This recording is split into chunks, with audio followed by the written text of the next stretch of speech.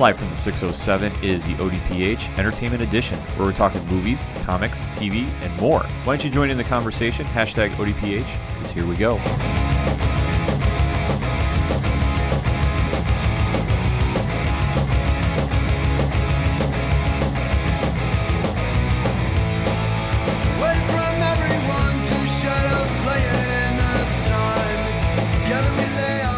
And welcome back for another edition of the ODPH Wrestling Recap. I guess that's what we can call the show. Working title, but sure. It's a working title because you have requested it, so we're doing it one more time. We had an overwhelming response to our pro wrestling podcast that we did around Wrestlemania time, and we said, hey, numbers were great. You want it? You got it. So we're doing another episode today. I am your host, Ken M. Sitting across from me this week is the intern himself, Padawan J. Hello, hello, hello. And joining the panel with a vast knowledge of pro wrestling, folks, give it up for Coach Duffy. Oh, it's good to be here for a wrestling show, guys. This is a passion of mine. Absolutely, Coach. We're glad that you can join us for this. Hashtag ODPHEE for this special wrestling podcast. And since the last time we talked, a lot has been going on in the local scene and the national scene. The local scene, Xcite Wrestling has a show coming Sunday, April 29th at the American Legion Post 80 in Binghamton, New York, live on Twitch TV. We're going to get a little more into that next segment because Jonny Moose from Xcite Wrestling will be calling in to talk about that and honestly whatever else is on his mind. So he has an open microphone. We don't know what to expect. Listener discretion is always advised. It's going to be something. Yeah, it's going to be something. It's always a fun time when Moose comes on. He dropped a lot of exclusives last time. So who knows what we got coming this time. But getting to the national scene, we came off a, dare I say, great WrestleMania? Would that be too much to say about the show in general, or what's the thoughts of the room? That was all right. I would say a good 2/3 WrestleMania. Yes. I have to say that too. I mean, overall, I thought it was one of the better ones in recent years. Yeah. Oh, for sure. Albeit, though, a couple matches really kind of puzzling. I guess the one that really irritated me, but I found it funny. But I the more I kind of look back at it, the more I'm like, you really wasted time, was the Braun Strowman mystery partner versus Cesaro and Sheamus for the Raw Tag Team titles. Yeah, that's the one that kind of throws me the most out of like the entire card. Like Asuka losing didn't throw me. At first I was confused, but then I justified it later in my head. You know, the AJ Nakamura thing, I'm like, all right, I could see why that wasn't maybe everything we expected it to be. This, out of every match on the card, was the most puzzling to me because you had the build-up to who was going to be Braun Strowman's partner. And if you were reading online and reading potential spoilers, you were reading about all these guys being backstage and possibly cleared, if not cleared, and, oh, it could be this guy, it could be that guy, and then it ends up being Nicholas in the crowd. Yeah, I mean, I would have to say, and I think the panel's in agreement with me about this, was this probably the bad part of WrestleMania? I mean, I wasn't a huge fan of the match. I mean, I love Braun right now because Yeah. he's so the best. over right now and get these hands and all that. I feel like that was such a disservice to the Bar, who has worked so hard with these tag team titles, to then throw them in a match just for the sake of getting them on the card. You know, I mean, against a kid that, you know, really, you know, I guess his dad's a referee, so whatever, you know, that's who they pick. But at the same time, it's like they could have put them in a match with somebody and paired up a team to put them in the ring with that, you know, probably would have been, you know, like the Revival or somebody like that to get a good tag match on there. And instead, you know, you opt for Braun. And then for him to forfeit the titles the next day, it was like, yeah, all right, you know, really, what was the point of that? Not only did you just hurt the Bar, who was probably one of the top tag teams you had, for what? Nothing. You know, there's no payoff. Yeah, and I mean, the way, if I can use this analogy, it was almost like the whole show was a freight train going down the tracks, and then you get to that match, and somebody took a giant metal rod, threw it into the wheels of the freight train, and stopped it cold.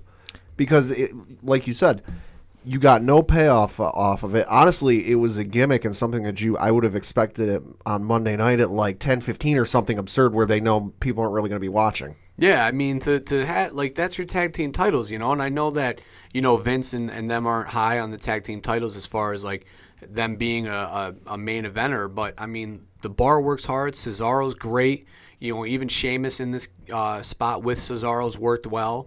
You know, obviously Cesaro's definitely found his spot on the roster as a tag team specialist, which is unfortunate because he could be a single star, but, you know, that's the way they book him. For me, my biggest thing was just the John Cena Undertaker spot. Yeah. I get why it was booked like that, and I'm cool with it, and I can't wait till next year because it's probably going to end up being a career versus career match, which will be super cool because, I mean, who knows who will win because Cena might be on his way out. And obviously the Undertaker every year is. We say the same thing every year. Yeah, every year you think it's the last year. I mean, I went to that Mania last year down in Orlando. We all felt in the crowd like it was the end when he put his hat and everything in the center of the ring. We were all just in awe shock, awe shock of his career being over. Trying to take that in, and then for him to come back, I was a little disappointed. But I think. The John Cena match next year in New York City will be huge. Yeah. The Undertaker thing last year, it reminded me of Derek Jeter's last home game at Yankee Stadium, where he's standing there by himself in the middle of his, arena, his ring, his what have you. Much like Jeter was standing out there on that field by himself. You knew that this is the last time you're going to see him at Yankee Stadium on the field as a player. It felt like the same thing to me for Undertaker. So for him to come back, when you have that kind of picturesque movie-like Hollywood ending. Yeah, Hollywood ending to a phenomenal, if not one of the best careers a person's ever had in professional wrestling, to then go, oh, hey, he's back. Yeah, I mean, I just thought it was just more puzzling. I mean, I wasn't as upset as I was about the tag match because, like you both said, Cesaro and Sheamus have worked their tails off. Cesaro's an absolute freak in nature. Oh, he is, and he should be pushed as a singles wrestler. I'm sorry, Yeah. at this stage, especially where you're doing the roster shakeup, rather. You should have put him on a different show and let Sheamus be on another show. At this stage, because honestly, he's being underutilized in my opinion.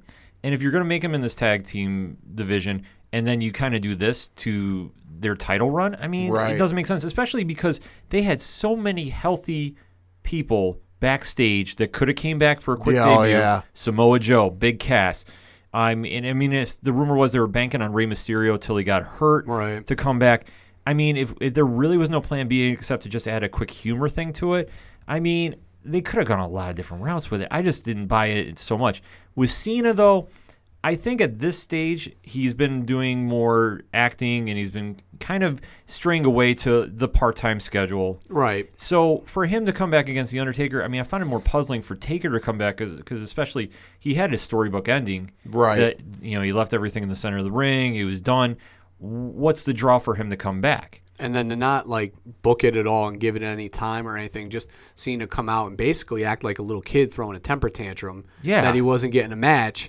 It was just oddly booked. And I mean, I understand that, they wanted to keep it mysterious and build that, the Undertaker was going to come back angry and then spank Cena, and now they've got their rematch. But it was it really was. It was the picture perfect ending. We were all in the crowd in Orlando just being like, that was it. That's this man's career. He has to be done now. There's no way he can come back now. Right. My fingers were crossed that it was going to be Biker Taker. Oh, I was hoping. I mean, that was really what I told everybody I would talk to about Mania. I was like, I really hope Biker Taker comes out because that would just be the shining moment to see him come out that way, especially with Kid Rock going in the Hall of Fame. All the signs were there.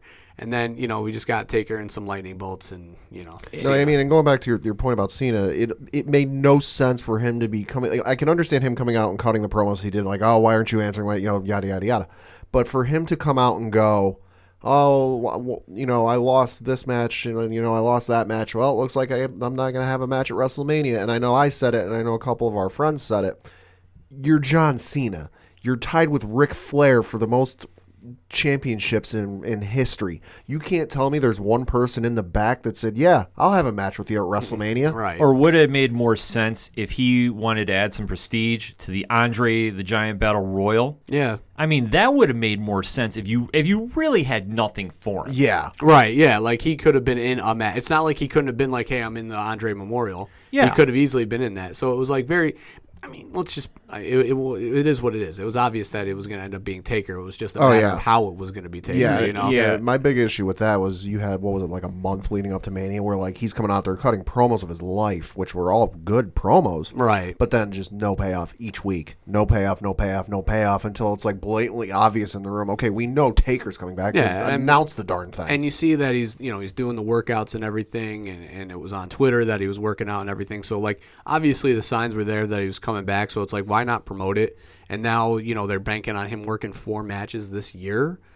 that just really kind of I- throws off Mania. I'm still not sold on he's going to come back for that full schedule. I hope not. I understand he's going to do the greatest Royal Rumble card this weekend as we're taping. They're bringing everybody for that darn Well, card. yeah, so I can understand that, but I don't see him coming back to do that many schedules. I mean, I think his body has taken so much of a toll over the years. Let's say how many Hell in a Cell matches has he had? Exactly.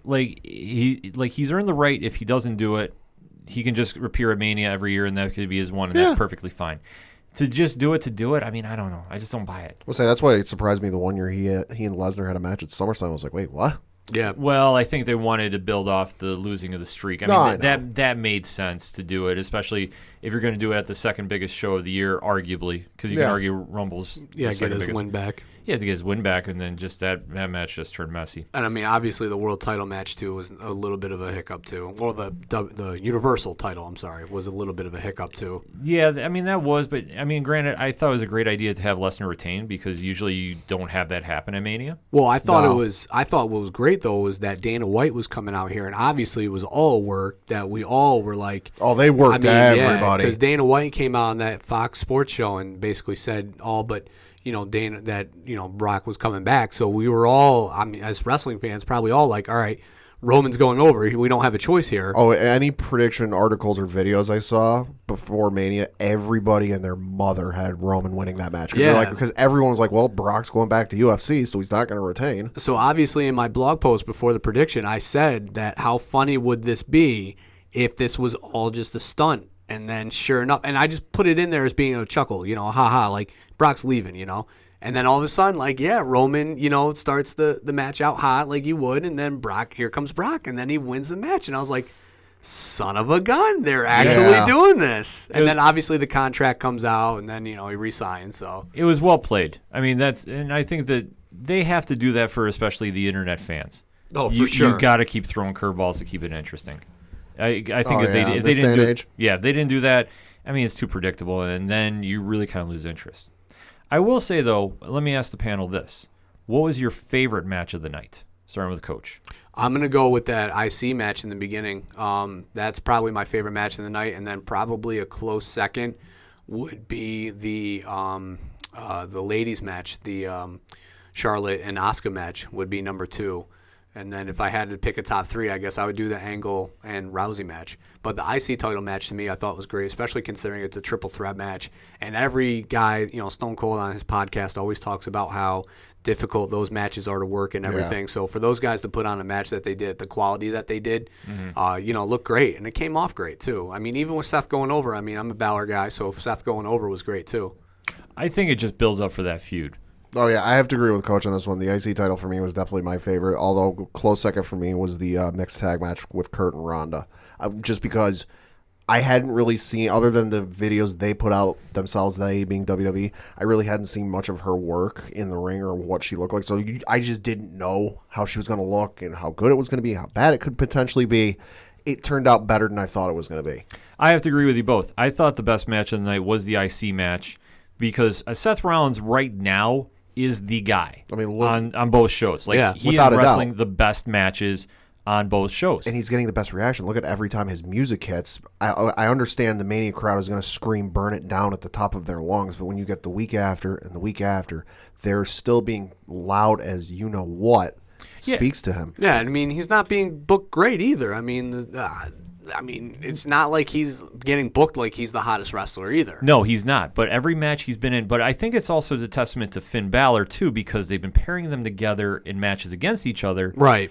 And now they're kind of doing the whole frenemy thing, which I'm hoping pays off for maybe a ladder match at SummerSlam between them both for the IC title. That would be cool. And I'm hoping Seth won't tear his arm this time. Well, I think both those guys are so professional and they're both so good that I think they're bringing the best out of each other. And I think that as much as it's on screen, I think off screen too, they're having a friendly competition of who's the best wrestler on Raw. Let alone both shows. There's discussions between those two backstage after matches, even if they're not wrestling each other. They're just trying to one-up each other. Well, and when we get into the roster shakeup, I mean, I was actually really disappointed to see the club leave and go to SmackDown because I was really hoping that from where they were going to go was going to be Finn finally going heel after this run because obviously with The Miz SmackDown, I thought, how perfect would this be now? There's that little niche, mid-card heel spot that would be perfect for Seth with the club, that they can have him go against Seth up until, SummerSlam time-ish, and then whatever they do with that, break that off. And now Finn can be your number one heel going into Mania, with the club and, run roughshod over people. And I thought that would be great. I mean, obviously they didn't go in that direction, and we'll probably never see them pair together, but we can dream.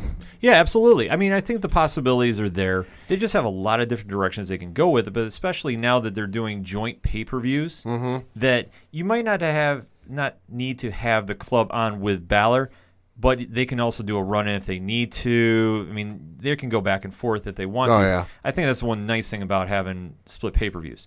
But I think, though, overall, though, that was your match of the night. And Ronda definitely impressed in her match against Triple H and Stephanie with Kurt Angle as her tag team partner.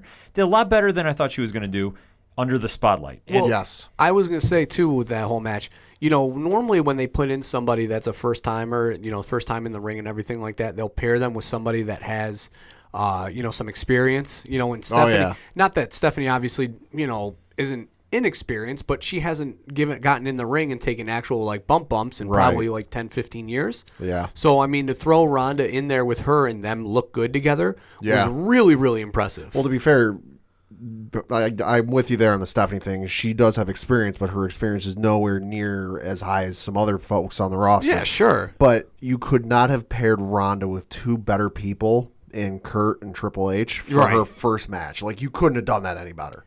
I think so. I mean, Triple H will definitely make anybody look good. I mean, he's been doing it for years. Stephanie, I mean, albeit she is not a regular wrestler by any means, but you knew that they were going to sell everything and make Ronda look like $1 million. Oh, for sure, for sure. Because with that investment, you can't go wrong. But, I mean, just even obviously with her being a brawler, and Ronda, to put her in the ring with Stephanie and make sure that Stephanie worked a safe style, and for Ronda to work a safe style, and make sure that everything looked crisp, to put her in with somebody that's not a usual in the ring. Normally you would pair somebody up with this, a LT and a Bam Bam Bigelow. Yeah. Or, Kevin Green and, or DDP and Karl Malone. They pair people up that have, history there. So for Ronda to go in the ring with Stephanie, who she worked most with, is highly, highly impressive, and probably a prediction of what she's going to look like going forward once she gets into the ring with more of the rest, the regulars, Charlotte, an Asuka, a Sasha, a Bayley. It's going to look great. I think you segued into my next point, too, perfectly, because I think they're going to build up Ronda to fight Charlotte next year at Mania. Oh, for sure. Oh, yeah. And I think now they got them on separate shows. Asuka losing the streak, I think, is a good thing, albeit it's kind of one of those situations where they could have gone either way and it still would have been okay. If Asuka retained, though, I mean, if she beats Charlotte, they would just build up so much hype that I think they would set up Asuka versus Rousey for next year. But with Charlotte winning, I think now you kind of have the prestige of the Flair name against Ronda coming in, who is the dominant female in both divisions. I think it makes for a great match next year because Ronda will be seasoned by then, WWE style. So my initial reaction to Asuka losing was a little disappointed. I mean, I was watching it with my wife, who is not the biggest Charlotte fan. So when we watched it together, we were both a little disappointed that Asuka lost because she's just such a killer. Oh, yeah. But, I mean, when she lost and it sat with me a little bit, I was like, and I thought the direction was going to be Asuka and Rousey. I thought that for sure. I thought that from the moment Rousey walked in, and especially the Royal Rumble segment at the end of the show, I was like, this has to be the setup. There's no other way they're going to go another way. And then when Charlotte won, I was like, all right, so I guess they would prefer the Rousey-Charlotte match, which obviously is the her lady four and the four horse ladies and Flair, which makes sense. I mean, that will work too. No, yeah, I was definitely like a lot of people. I was shocked at the outcome of it. But the more I thought about it, the more it made sense. Because if you had Asuka win and you eventually built to a Asuka versus Ronda match, I don't think anybody would have believed Asuka to win that match. Because Ronda's coming in, they were booking her as the baddest woman on the planet. Mm-hmm. That she's the top of them all, top of this, top of that. So you get Asuka to go undefeated until next year.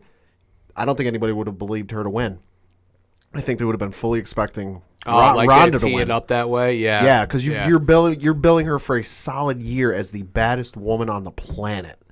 But I think to Ken's point, you have Ronda and Charlotte next year. It's kind of an alpha female type situation. Who's the top? You've got the woman who, when she came up, was born and bred for this business versus the woman who's the baddest woman on the planet. Right, like if you booked Asuka to be undefeated the entire year, it kind of you're teeing it up for Ronda to win because it's going to be her toppling the mountain that couldn't be toppled. Yeah. Yep. Yeah. And plus, to close out the segment, I also have a feeling Asuka's opponent next year at Mania is going to be Shayna Baszler. Ooh, I can see that. Yeah. Not a tag match, one-on-one. Yeah. Because I think you're going to need a competition for Asuka that she's never faced. Baszler is killing it right now in NXT. Mm-hmm. Depending on what happens with her new feud with Nikki Cross, who I imagine is the only reason she wasn't called up. Well, that and the women's roster at NXT did kind of just get depleted a little bit. Depth. With experience. The problem is depth right now. That is true. And we're going to talk about that next segment. Hashtag ODPHEE. Let us know your thoughts of WrestleMania. We're going to take a quick break. We'll be right back. Fair City Fire just released their new album, Shake Your Bones, and they're going on tour to support it. They're going to be playing Ransom Steel Tavern in Appalachian, New York on April 27th at 8 p.m. This is the first single off the album, Shake Your Bones. For more information, check out faircityfire.com.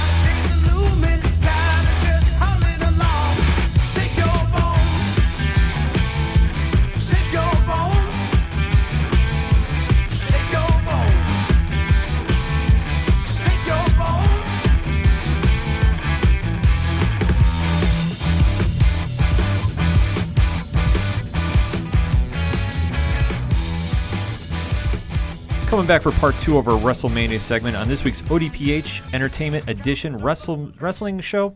We're still doing a working title for it. We're joined in studio by Kevin Molson, a super fan and friend of the show. What's up, everybody? He's first time on the show, so he's a little nervous, but we're going to get him talking.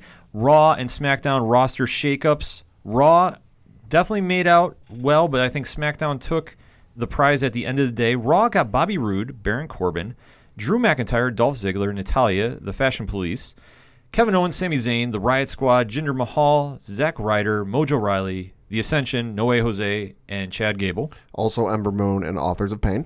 Yes, who were called up.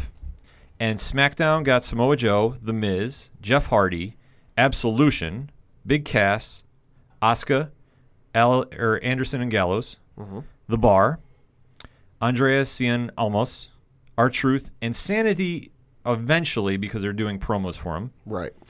And the Iconic Duo. I want to say the Iconic Duo, but I know it's the Iconics. I think it's just the Iconics now. Yeah, with Peyton Royce and Billy Kay.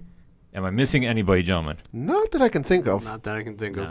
All right, so let me start off with the coach on this one. What is your thoughts post-WrestleMania for both shows? So, I mean, obviously the names that you listed right there were a lot of mid-card guys that kind of got shuffled in between that might not have had a spot on the roster, on their other show that kind of got moved to try and, get a run in.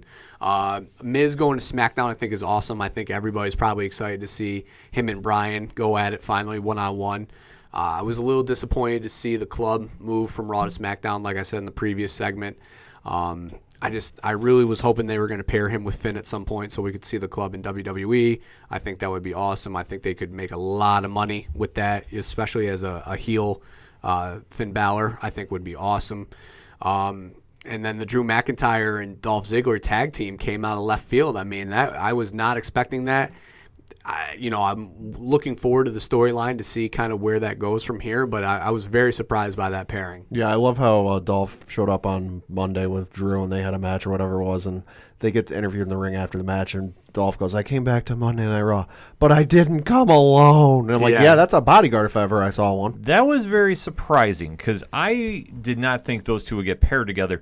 But you know what? It makes sense. Yeah, for sure. I mean, it helps Dolph have a heater, so he doesn't need to take a gazillion bumps in the ring every night, which has obviously been his MO for probably the last 5 years that he's been the bump guy. So to finally have a heater come out and be the bodyguard, the Diesel to his Shawn Michaels, makes a lot of sense. And especially you're talking about two guys that have been underutilized. For sure. I would say. I mean, granted, McIntyre had a very good run till he got hurt in NXT. Yeah. But to see his story about how, he went from the Chosen One, then he was released, and he went to the Indies, and then he came back as the force that he is now. Yeah. Is, truly astonishing. And when you hear his promo work, you can definitely hear in his voice of how he's like, you let me go once, that was your mistake. Try getting rid of me now. He's definitely drawn on some feelings. Yeah, and I think that only helps, and especially with like Ziggler too, because you hear so much about his contract status. Mm-hmm. Is he signed? Is he going? What's going on?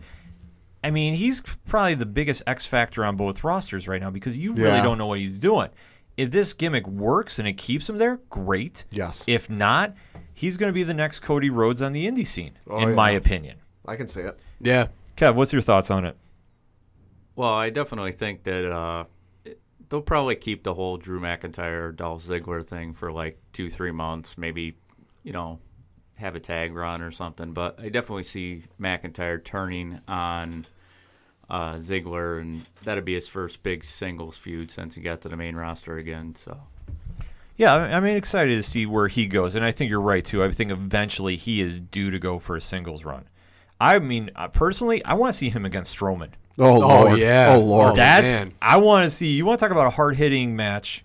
I mean, I know Bobby Lashley is on the roster now, but I'm still waiting and seeing what's going to happen with him. Here's your 6-man tag match. Ziggler and McIntyre with Bobby Lashley versus AOP and Braun Strowman. That is a very big match. Reinforce the ring, baby. Yeah, I want to see it now. I definitely could see that, and I mean, I don't think you're going to see any punches being pulled. Nope. In that. But I think they definitely need to establish some real threats on that roster for Raw, especially because now if Brock beats Roman Again. what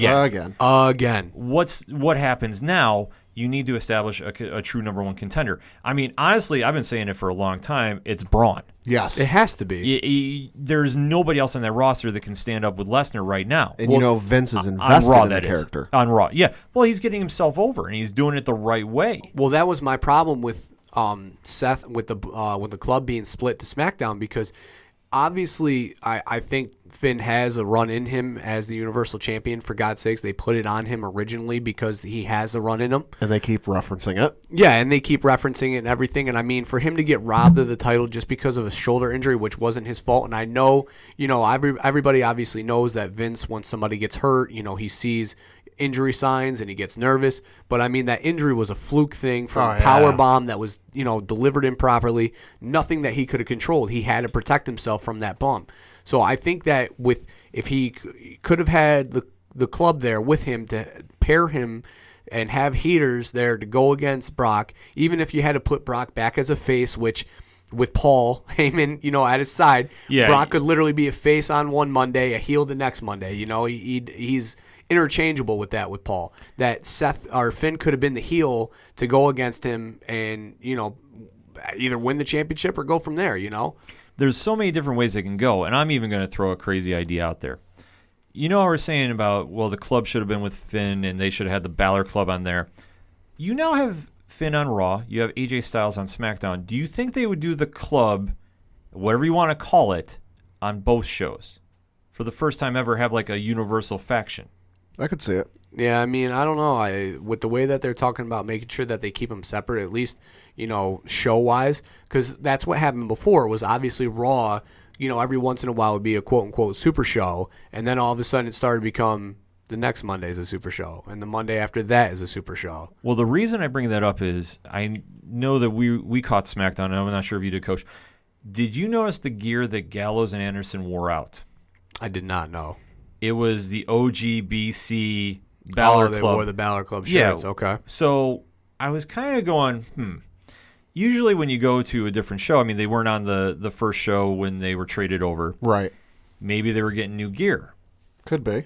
But I thought it was kind of telling. Like, maybe it was a subtle thing. Maybe I'm looking too much into it. Yeah, maybe. You never know. But I'm thinking, what if they tried doing a split thing on both shows? I mean, obviously we saw in the WCW heyday with the NWO, it doesn't work well. But then again, when you have about 25 people in one faction, when the limo opens up and it's like a clown car, you got an issue. When half of those people in that faction have creative control over the outcomes of their matches. Yeah, which, I mean, well, that's a whole other podcast that we can't even get that's into. a whole other, sex. But if you think about it, so, okay, you put Gallows and Anderson with AJ, and if you make them the face faction, I guess, because the best thing to come out of the roster shakeup, in my opinion, is Shinsuke Nakamura going heel. Oh, my God, yes. Heel Nakamura is best Nakamura. Yeah. Yeah, it's definitely a nice change of pace for him, and it should get him over a little bit better now. I mean, just for the work alone, where Renee Young goes to interview, goes to interview him, and he's been clearly speaking English his entire run up to this point. And all of a sudden, he can't speak English. That's gold. He is just trolling everybody on the shows now too, especially Twitter. Oh my God, his interaction with Corey Graves. Yeah, he's been going at it, and I think that he needs to do this. Just a heel run for him, because it hasn't been seen before, at least to my knowledge. No. I was thinking the same thing, because, I mean, I'm not big in, I like New Japan, but I didn't follow, the history of New Japan, and I was just, thinking since I started watching it when they started working with ROH in that partnership, I was like, I don't think I've ever seen a heel or heard of a heel Nakamura, so, I mean, yeah, that could be great. No, the interaction he had with Corey Graves on Twitter had me in stitches when I read it, because Corey Graves tweeted to Nakamura, oh my gosh, there's some hope. Something to the effect of, oh my gosh, there's some hope. You've forgotten how to speak English, but you can still type in it. Nakamura quoted it, retweeted it, and said, no habla inglés. Yeah, he's having some fun with it. You can definitely tell. And I think for him, especially, if you look at how stacked that SmackDown roster is now. Oh my God. Yeah. I mean, Samoa Joe coming over, and let alone the promo work he's been doing. See, let's stop. Hold on. Let's talk right there, because that was one of my biggest disappointments. Too, was him going from Raw to SmackDown, because him coming out with Roman going, oh, I'm here, but where's Brock? Where? That thing. And then Samoa Joe comes out and just puts gasoline on him and lights him on fire. Yeah, it confused me. Oh, my God. I mean, Joe was cutting some of his best promos. I mean, he was literally just dropping bombs on him, and all Roman could be like is, well, you're overweight, and you got a towel around your neck. But then here would Joe come back. With you can't win. It was goal. That was build up for a perfect SummerSlam match, and then obviously if Roman wins at the Greatest Royal Rumble, and then now you go into SummerSlam with him versus Joe with the way that they were setting it up for the run. Sign me up. But you know what? I think him on SmackDown helps him, though. And I will say this. I think Raw still is very top-heavy at the main card, that he might get lost in the shuffle. He shouldn't. I mean, granted, I think he should be pushed in the main event. I think the problem is that they're top-heavy because the champion's not there. I agree. So, it makes it tough because, it bottlenecks at the top because the champion's not there versus, SmackDown with AJ there, he can be in a position where he can still be booked as a top guy, as the top heel, but still have Nakamura going in the title run, I'll say the thing for me is I don't hate seeing Joe on SmackDown, because let me pose you this question. Pre-roster shakeup, after WrestleMania call-ups, who was the dominant heel on SmackDown? Well, Nakamura. But Pre-Mania. I mean, pre-Mania. I would have had to say Jinder? Yeah. Do you really see Jinder Mahal as a heel? Listen, 3-man band's all on Raw right now. I don't see Jinder as being a top player in TNA, let alone WWE. What Joe does for the SmackDown brand is he's that heel that if he walks out, it's the type that the crowd can instantly go, oh bleep. Right, but I mean, Kevin Owens and Sami Zayn were kind of that too, especially Kevin. Yeah, well, they had their heel, but I think the problem is they got so centered with Shane McMahon, and then it got kind of goofy. Yeah, it did. Well, yeah, because they got tunnel vision, because it was all of a sudden Shane versus Daniel Bryan was getting set up, right? And you're kind of going what? That was awful for months and months. It was just oh, come on, get it over. Yeah. That was the other problem, too, though, was he wasn't cleared. So it was they were trying to set up this match for Shane versus Bryan, and they were all right, we got to get you cleared. And then he wasn't getting cleared by at least the WWE doctors. That finally, last minute, was all right, Audible, who do we throw in this real quick? And then it was, all right, Kevin Owens, Sami Zayn, perfect, boom. what do we do next? And then it was book. Okay, Daniel Bryan's cleared. Now we can go with it. And it was like too late to pull the trigger on it. And just I don't think it just connected. But I think with Joe coming over, and especially the playing field is wide open because, like you said, the championship is not bottlenecked. That you're not waiting on Lesnar to grace you with your presence. Right. You have your champion who's there every week that is willing to defend it every week, and you have a top-heavy card that you can slide in 1 week an AJ Styles, or a Nakamura, and then a Daniel Bryan, and then a Samoa Joe, and then the Miz now can actually be a top player. I'm telling you right now, I don't care who the champion is, Shinsuke Nakamura, AJ Styles, either of them versus Samoa Joe. Any of those top guys on SmackDown, sign me up. Yes, please. Yeah, I mean, I love that too, but I would have loved to have seen a SummerSlam match of Roman versus Joe. I think that could have been I think you perfect. still can. I mean, yeah, I know it's the joint pay-per-views, but I mean, if they're doing this true, like they've said that they want to do, where they keep the brands separate minus the pay-per-views, then you won't see Joe versus Roman, so you won't see that payoff. Now, the Miz and Joe and Jeff Hardy and all those guys going over to Raw, it's like, all right, now the mid-card's really heavy there, you know? And I mean, with AJ and Nakamura probably running this program through Smack till SummerSlam, which you have to imagine that they probably will, given the way that the storyline's been right now. I mean, what do you do after that? All right, so now you put Joe with Styles, and then what do you do with the Miz right now? Is it Miz Daniel Bryan at SummerSlam? No, and then I you think got you build Big that Cass. for Mania. You build that for Mania. I don't know. I think that the Miz is going to be behind Big Cass, like attacking Daniel Bryan. And I think that is going to lead the Miz versus Daniel Bryan at SummerSlam. I can see that. Do you think that actually is now your modern day Shawn Michaels Diesel with the Miz and Big Cass? Well, I mean, if the it Miz- actually is the storyline that's going on, you know, The Miz is missing his Miz-tourage, as it were, on SmackDown. Yeah, he's running solo. the moves were very, very interesting because it was like we said, the top players really didn't necessarily move. It was a lot of the mid card guys. But now it's like, all right, now that the post roster shakeup's here, where do you position these mid card guys as far as either giving them a run, or do you kind of just wait for their spot to then get their run? But is it going to be too late to pull the trigger by the time they can get a shot? I'll tell you what, though, the one that excites me the most is probably calling up Ember Moon and Authors of Pain on Raw. Authors of Pain alone for that tag team division, whoa Huge. boy. Oh, yeah. Whoa boy. Them and Sanity should really liven up the tag division. But for me, it's got to be Almas. Yeah. Okay, I'll give you that. If booked correctly, I mean, think of the pure wrestling, too, of like him versus Daniel Bryan, him versus AJ Styles. Oh, my God, if they get Rey I Mysterio mean, they will back? do some serious I'm matches. already saying this. How about him versus Jeff Hardy for that U.S. title? Yeah, my that would Lord, probably be a oh, my good Lord, have program. mercy. I'd be okay because, you know, Almas, ever since he got Selena Vega, has been a different Yes. guy. Yes. Well, I think it helps when you have that when obviously if you're not a versed English speaking heel or even a face, it's very difficult for you to get over with the crowd. You know, they've talked about that kind of help hold back guys like Shinsuke and other guys who haven't been able to speak English very well, that they just can't connect with the crowd. You know, Taka Michinoku comes to mind. Like, now when you have somebody who can speak English, you know, and can be your heater as a heel, you know, now you have somebody that can liven that crowd up that will get you booed even though your work is great, which is exactly what Almas needed. Yeah. Because when he first came up, I was like, when he was in NXT, I was kind of like, what is the what's so special about this guy? And then all of a sudden when I saw that match with him and Gargano, literally that's why I love wrestling, was that match, because I literally was on the edge of my couch still screaming, even though, you know, you kind of I didn't know where it was going to go. It was pure. Yeah, and I think that just is a true testament of just how deep the roster is now. Oh, for sure. I mean, even if you count NXT and 205 in that division, in that conversation as well. Yeah.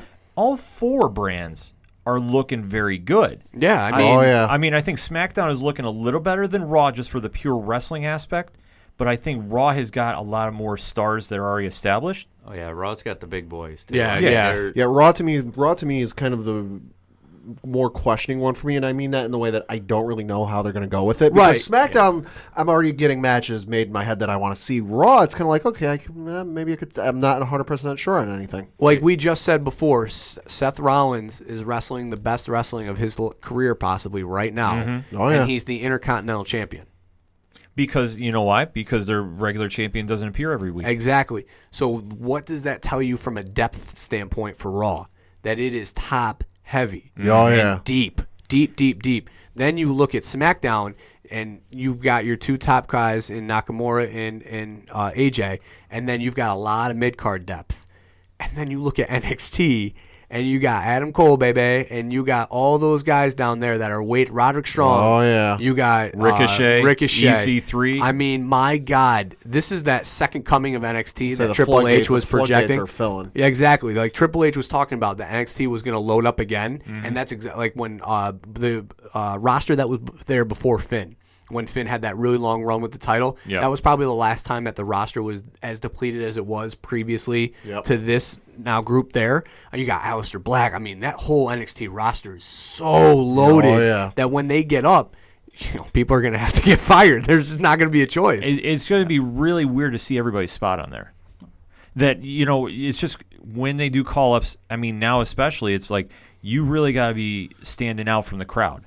Because if you're not doing everything to get over, I mean, no matter which way or another you're doing, whether it's you're doing like Rusev, who's probably has the most organic way of getting over since Daniel Bryan. I would say yes. And starting the Rusev Day thing. That's probably been the biggest thing to get somebody over that hasn't been forced down or pushed, just let alone just charisma happening. I mean, the guy that you got to, like, No Way Jose, that it's like, the dancing gimmick, you got to worry about that with the depth that's in NXT right now. He needs to watch whatever over his shoulder. And Booker didn't do any favors the other night by calling him Adam Rose. No. Yeah, I know. When we were watching, a spade a spade, When he debuted, I know we said it when we were watching, and we said it again this week. It feels like it feels like Adam Rose, just minus the kooky dressed up characters. The bunny. Give it time. Yeah, I mean, like, and that's just a thing about the characters. I mean, if you have somebody that's getting over, and you have somebody that feels like it's forced getting over. And I mean, that's the thing with No Way Jose. I mean, he's great in the ring. Yes. From what I've seen. I mean, he can definitely go. I mean, I hate the gimmick, to be honest with you. Oh, yeah. Because, like I said, I think it's like Adam Rose 2.0, and just like this didn't connect, and this will get old very quick. Yeah, because it's only going to go so far. You look at a guy like a Bobby Roode, who every time that man comes out, the place, including myself, is going, yes, he's here, glorious, the whole nine. No Way Jose comes out, I'm like, oh, well, here comes the conga line. I think the other problem too with No Way Jose is that it's the Bailey thing. NXT's crowd is 100, or Emma's a good example. Yeah. The NXT crowd is 1,000 times different than a Raw crowd, because the NXT crowd is not built to that, but they are catered to that type of show because they are there and they are hardcore, and there's only 300 of them that are in that building, and they're all passionate and they all want to be there, versus the Raw crowd, which is like, your mom, dad, and son, or your mom, dad, and daughter, or your mom, daughter, what have you, that are casual fans that see the No Way Jose come out, and they see the way that he's booked as this dancing guy, and they're like, why is this guy dancing in the ring, It's just the difference just between the major roster and the indies. So we're going to take a quick break, but let us know what you think. Hashtag ODPHEE. What's your thoughts on the roster shakeups? We're going to come back, talk to Jonny Moose from Xcite Wrestling. You're listening to the ODPH. It's a heartbreak, soul-shaped radio attack. Taking 4 steps forward, no steps back. Hey, this is Vince the Common Man Ciatoy, local MMA fighter, telling you to keep on listening to the ODPH, the 607's up-and-coming newest podcast.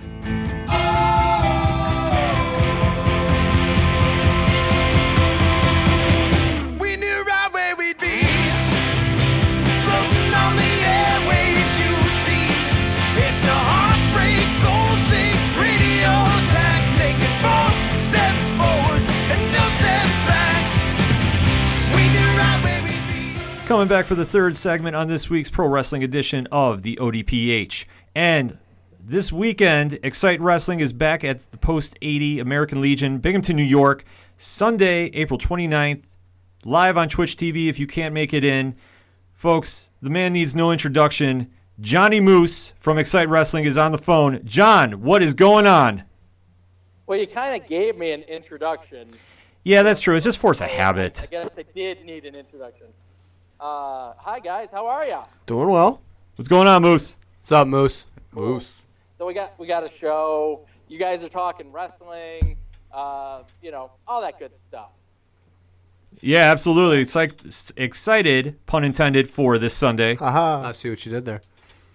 Yeah, I saw what you did there. Yeah, Xcite, Very excited for Sunday. If you didn't get your tickets yet, you can buy your tickets right now at XciteWrestling.com/shop. Technically, front row VIPs have been sold out for a bit. We haven't hyped out that they're sold out because I keep trying to sell them because I'm a greedy promoter. But if you want a reserve seat, at most that I could sell is maybe 3, at most. And then we're really, really, really sold out. And then we have to be sold out. Because if you oversell it, then people get mad. So the first 3 people that buy one of the reserved VIP super tickets, where you get a front row, a meet and greet with Scott Steiner, picture and autograph on a poster. They're coming. They should be here tomorrow. Good time, food, drinks, all that stuff. It's always a good time going to the experience. I have people coming in from Ohio to wrestle on the VIP because Dave Dawson won't stop, hitting me up because he wants to feel the excitement as much as he can. So it should be a mighty fine time. And, of course, I understand that the VIPs, I think we talked about it last time, are a little bit more expensive. General admission tickets are on sale right now. If you buy them online, they're $15. If you go see the Avengers, you're probably going to spend more money, and you're going to end up leaving sad when Captain America dies. Whoa, spoilers here, Moose. Whoa. Well, hey, man, I don't read comic books, but I've been told things that happen in the comic book, and it's just inevitable that I will be crying like an emotional girl or guy who watches Braveheart, which I do, when I see Captain America lay down his shield one more time to try to save the world. Even though he's from America, named after America, he still tries to save the world. Good man, Captain America. It's very true, and especially if you go see Avengers either Thursday, Friday, or Saturday, you have all day to go see Xcite on Sunday. Exactly. Really, when I booked the show, let's go back into the history of Xcite. The second show I ever ran, I believe, ran on May 2nd. Now, I could be wrong on the dates, but I know I'm pretty close to the correct date. It was the first weekend in May. I, an inexperienced promoter, being only my second show, did not look at the things happening around me. So not only was the circus in town that night, the baseball team was playing down the street. There was another wrestling show, but they were crappy. It doesn't matter. And the Avengers was opening that weekend. So there was some stuff going on. Every theater from miles around were sold out, because that was opening night too, I believe. Oh, jeez. Of the Avengers. Needless to say, even with Tommy Dreamer and Steve Corino, we still had a rough night.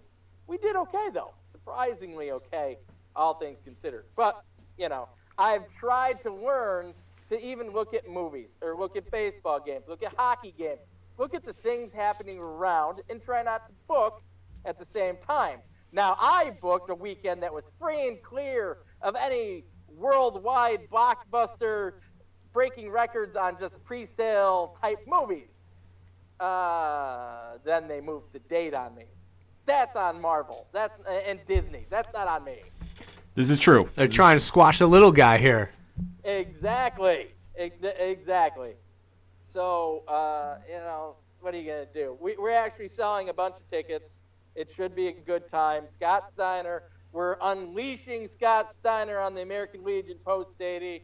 There was talk, what's going to happen when Bubba Ray Dudley enters the American Legion? Will that ever happen? And then it did happen at a 2CW show. And they're like, what is he going to say when he's with the drunk fans at the American Legion? And then, of course, he went off on somebody. I know he did. And the fans loved it. Now, I ask you, all 18 of you in the studio right now, what will happen when Scott Steiner enters the American Legion on Sunday? I am fully predicting chaos. He is just going to get on that microphone and maybe start a riot. Maybe. Like 95% sure, yes. No, yeah, I'd have to agree with that one. The only thing that comes to mind is WWE had a live show here a couple years ago, and Cesaro cut a rather heel promo on how he was surprised that the arena was filled at all because he didn't think Binghamton had any internet. Yeah, well, he's probably right. I just worry about that ceiling fan taking a Frankensteiner, that's all. Well, it could happen. Those ceiling fans always annoy me. There's balloons hanging off of them. It's not, worldwide Twitch ready. But I'm actually on my way currently with trussing by my head because I had to make 2 trips because the thing's so big. 23-foot trussing that I purchased for this show that I'm breaking into pieces. So, the Legion's going to look pretty, if nothing else. It's going to be fun. If you don't have your tickets, they're $15. That was the whole point of the Marvel thing. You're going to spend a lot more on a movie, although that movie, usually I tell people it probably won't be good enough, and that one probably will be. But for the money, there isn't much of a better value than an Xcite show. I am biased, obviously, but with Scott Steiner, who's been everywhere, huge name, one of the biggest names, honestly, to ever come to one of the shows like mine in the Binghamton area. True story. I think honestly, the Dudleys, Scott Steiner, and Rob Van Dam. I could be wrong. I mean, Cody Rhodes is up there, but I would say from a name value in the history of wrestling, I think people would know the name Scott Steiner more than they would know Cody Rhodes. Obviously, the Rhodes name goes a long way. Oh, yeah. But I would make that argument just because Scott Steiner has been doing it since the 80s with the Steiner brothers and how awesome he was there. And then it moved into the NWO and Big Papa Pump and his zaniness at the WWE. And he's done it. He's been everywhere. He's still doing it. He looks tremendous, in better shape than just about all of us. Yeah. So, Yeah, no line there. And then he's taking on, the local kid, Axel Lennox, guy that's an Xcite original, been there since day one, which I don't know if people have noticed, but over the last half year or whatever it might be, has worked at getting himself into really, really good shape. He's helped take over training people at the 607 Strong Academy. He's just working on just being absolutely a beast in the ring. And let's be honest, there's going to be a lot of people there to see Scott Steiner and think it's awesome that he's here in Binghamton. There's going to be a lot of people in that Legion that are ready to see Axel Lennox kick his ass. Will he be able to? I don't know. But it's going to make an interesting dynamic at the Legion on Sunday. I'm trying my best to shield this before I get into the other stuff, because I can't stress before we get into a little darker cloud as I bring it down here. I can't stress enough, this is going to be a really cool show. It's going to be the start of 3 shows in the span of 2 months here in Binghamton that I think are going to blow people away. And this might be one of the best ones of the bunch. So buy your tickets.